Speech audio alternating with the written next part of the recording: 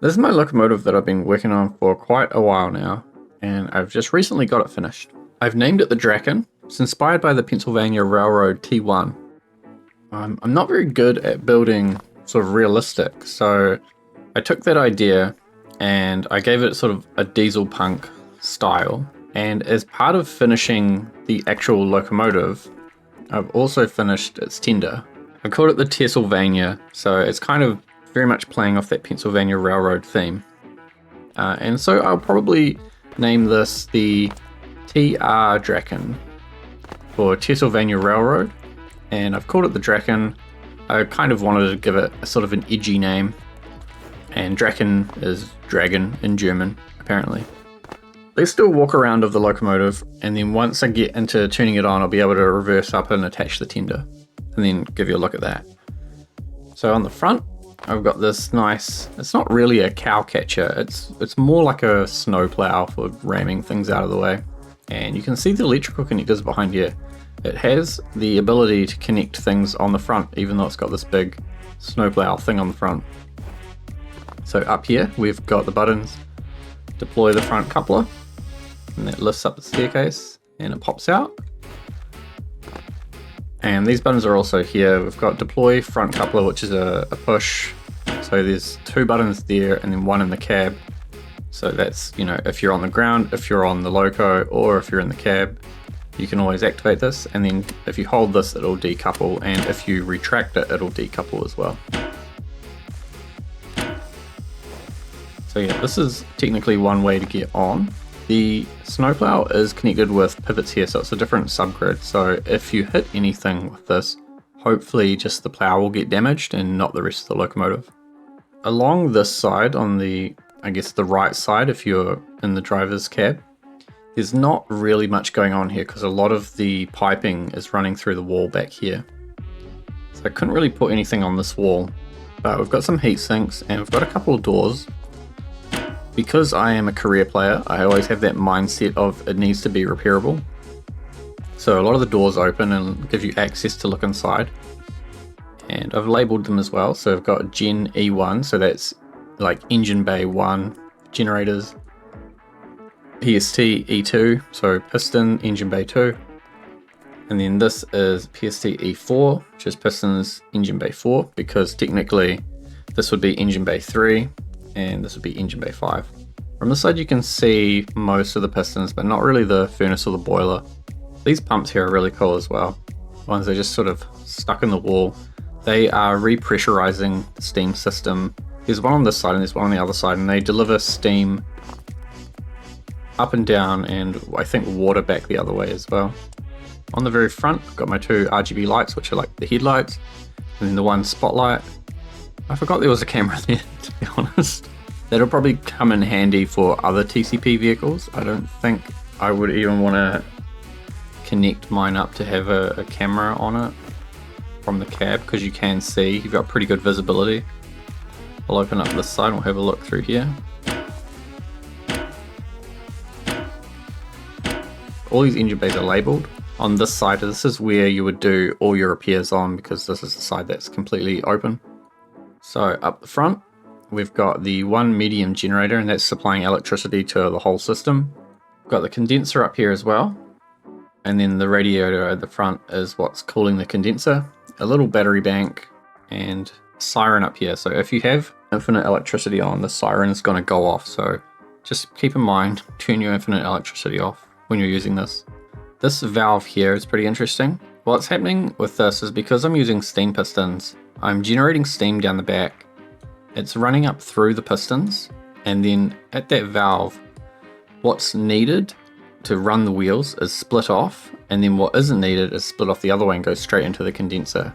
So essentially it's repressurized and splits here, and then it kind of goes through, recombines down the bottom, and then comes back up into the condenser.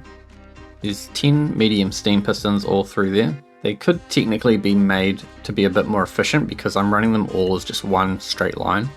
If you split your steam pistons into banks of about 5 and then repressurize the steam, that's what I'm doing here. You'll see these pipes run down the length and then they kind of stop. And that is because on the other side, they're getting repressurized and pumped back into the pistons. And then coming out this side, and then they're getting repressurized again to go into the condenser.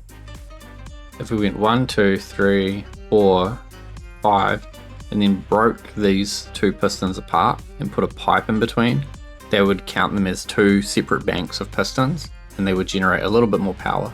It's not too much, it's about, I think, 300 swats on this particular setup, so I'm not really worried about losing that much. But moving on, up the back, we've got one boiler, and then a second boiler, and then the furnace, the diesel furnace. So what I'm doing is I'm using this furnace to heat the first boiler, and then the cooler water coming out of that boiler is going into the second boiler and heating that water up, and then it's returning back into the furnace.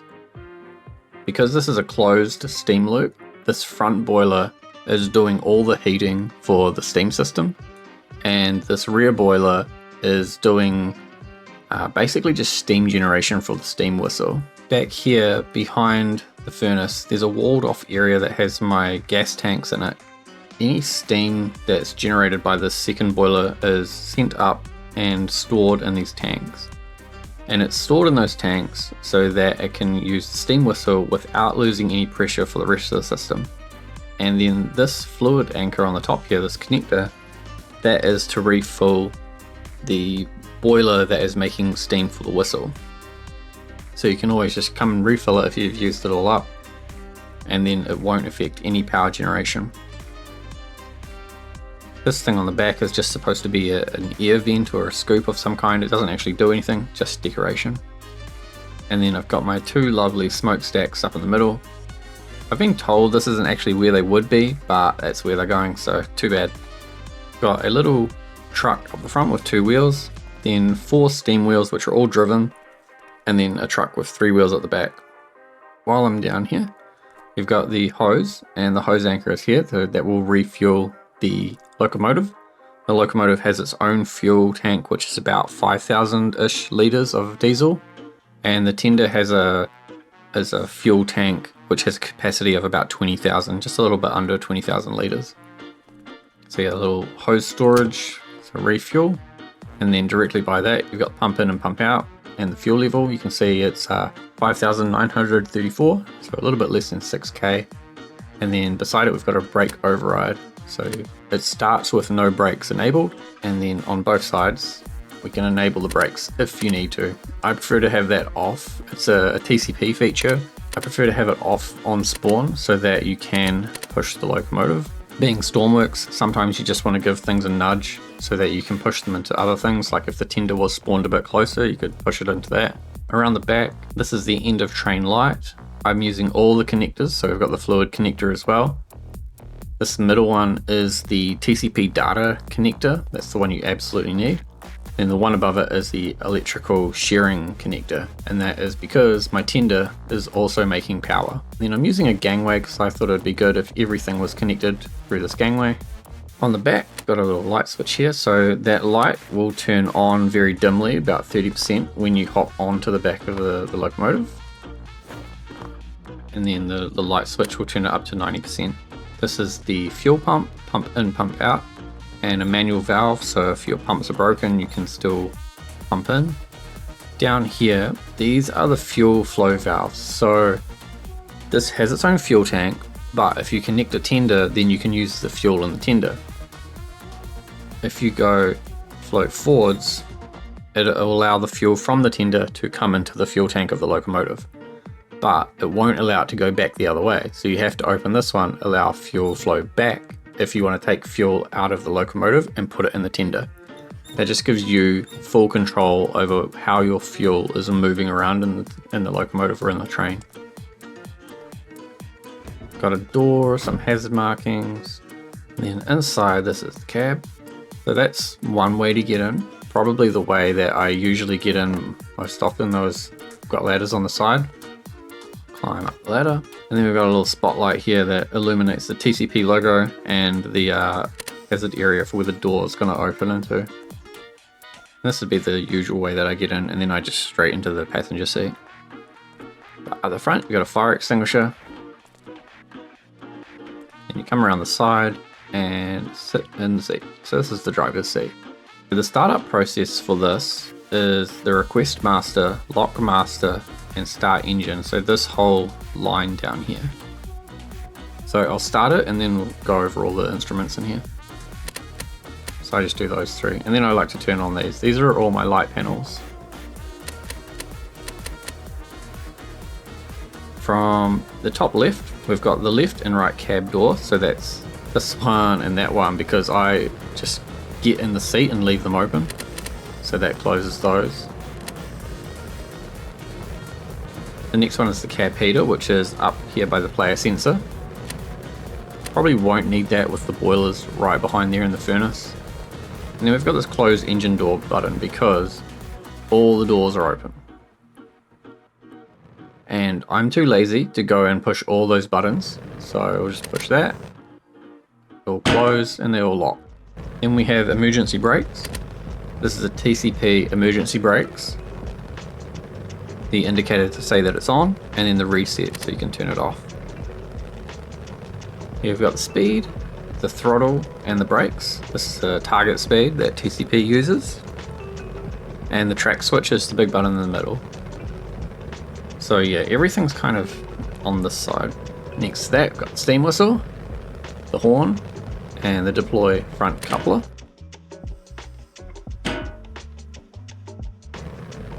And then a custom 1x2 decouple interface, flashlight, and binoculars. And then this is my custom display for monitoring the steam engine. So up the top you've got the boiler temperature and the furnace temperature. The boiler temperature on here is the one that is actually running the pistons, not the one creating steam for the whistle. This big number below it, the 2145, that is the amount of swats being generated by the generator. And then those bars going next to it are the piston positions of all 10 pistons. You can see they're offset to each other because there's a positive and then a minus offset. You got the fuel, then the battery percentage. I've got this little green arrow here, so that is the delta. If you are generating electricity, it'll have a green arrow. If you are not generating electricity, you're just draining, it'll have a red arrow pointing down. And when it's 100%, just nothing, no arrows there. Then you've got the whistle, which is the amount of steam stored in those tanks, and the condenser temperature. This bit of paneling here is all the TCP sort of required to go stuff. We have request master, which enables this blue light, and release master, which lets another locomotive take control. I have this switch here, lock master though. So that means you can request the master and then lock it, and then no other locomotive can take control. Everything's going to be controlled from here. Got the reverse button and reverse engaged. Engine on, which doesn't seem to be working. And then over here we've got another custom 1x2 display which controls the passenger doors. So you can unlock the left or right doors, open them, you can select which cars to open. Below that, all the light switches. And so yeah, if we go into reverse, give it a speed, we can slowly reverse up to the tender. To disconnect from the tender, we can either use the decouple screen. So if I hold decouple, that disconnects. It's got a timer on it, so you have to move away before that timer engages. There's also keys on the locomotive and the tender. So I'll put the brakes on. And you can see my gangway matches up. So you can now come across into the tender. So this is nice because you can crouch and get off the tender or the locomotive. But if you're standing up, it's pretty safe to just run around and not really worry about falling off. The pumps that I have on the locomotive are mirrored onto the tender. Got a light switch in here, which is the same system. So when you're within that player sensor, it goes to 30%, and when you hit the lights, it goes to 90%. we'll just hop off here, and we've got the controls on this side for the brakes, which don't work. Brake override, then the fuel pump to fill up the tender. Just a bit shy of 20,000 litres. There is an electrical anchor and a fluid hose anchor here, and this little marking just says there's a hose here and there's a cable here. Down here is the key to manually disconnect. This red light means that the locomotive is now the end of the train. And there's a key on the other side for the locomotive. To get back up, I usually grab this handle and crouch, and then you can kind of wiggle yourself up through that hole. And so in here we have a small display that says the boiler and furnace temperature, and that is because there's a furnace and a boiler. There's a whole steam engine inside this. So if I turn the engine on, you'll see the furnace temperature goes up. And then the next switch is to enable the motors. So you can use this tender as just an electrical generation unit, and it will send the electricity through the top connectors to any other TCP vehicles that have motors on board. But if you also want to use the motors and the wheels on this, you can enable the motors. And so now it's essentially a booster car with its own whole own system. You just can't control it from here. Everywhere in here where the motors, the furnace, the boiler, the generator, it's all inside the fuel tank.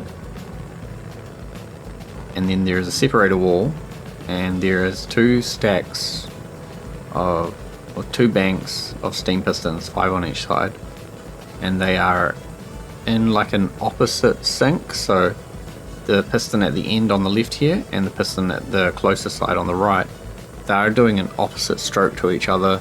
It's trying to make it so that when the steam is exiting one piston, it's entering the next piston almost immediately.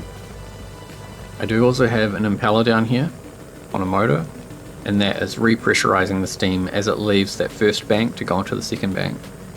And then from there it goes through another wall, and I'm actually using a heat exchanger here to see if that is going to be any benefit.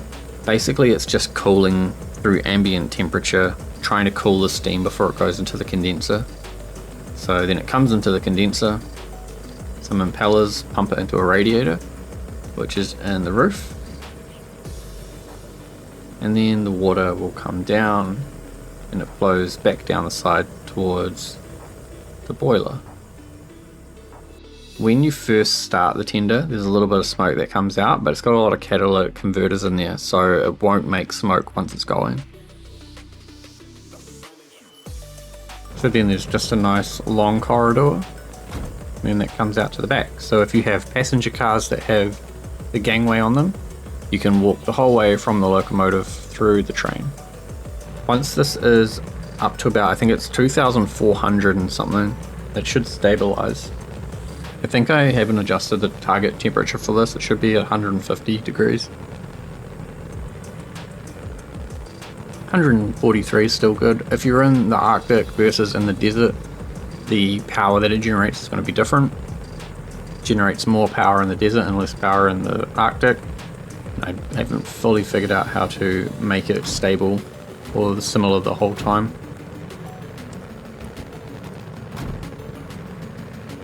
I've lost my binoculars and my flashlights, so I'm going to pick these ones up. These are color coded to the train, to the locomotive. So here we go, got the horn. That one's the siren. I wanted to make that a really deep horn because I just thought this was like a very dark and scary kind of locomotive. Something that maybe you didn't want to see approaching. So imagine if you knew you heard this in the distance. It'd be one of those things that's like, I thought it would just be something that's a scary thing to hear. And then the steam whistle. And you'll see this whistle number here changes.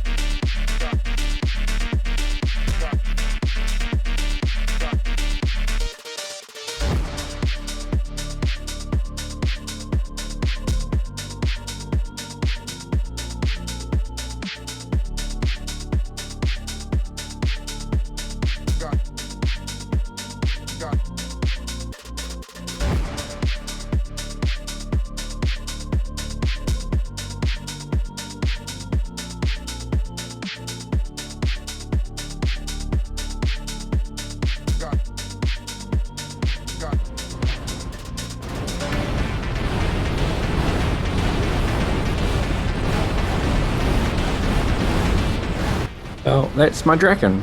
Thanks for watching and checking this out. It's available in the workshop now if you want to go have a play. Let me know what you think. I'll see you next time.